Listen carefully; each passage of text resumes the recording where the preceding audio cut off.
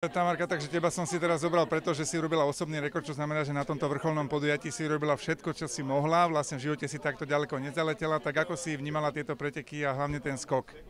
Tak, tieto preteky sú pre mňa takým prvým veľkým šampionátom. Takže neskutočná energia do mňa behla.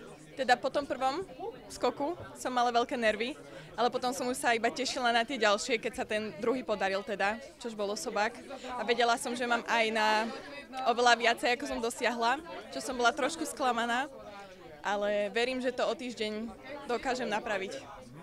Áno, už si blízko k 13. Je to niečo také, čo teraz je ten hlavný cieľ, lebo už si odtiaľ 15 cm. Áno, áno. Myslím na to pred každým pretekom a aj sme si robili srandu, že také číslo 13-11 by bolo veľmi pekné. A ešte by som sa opýtal na to, že mala si dočinenia napríklad s elitnými pretekárkami, bola tu Ivana Španovič, majsterka sveta, majsterka Európy, má medailu aj z olympiády.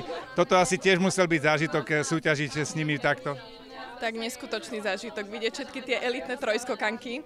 Teda, ona je diaľkárka, ale ona je úžasná a nechápem, že bola za mnou, som jej to predohriala tú dráhu a aj na raňajkách som ju sondovala stále a obdivujem neskutočne.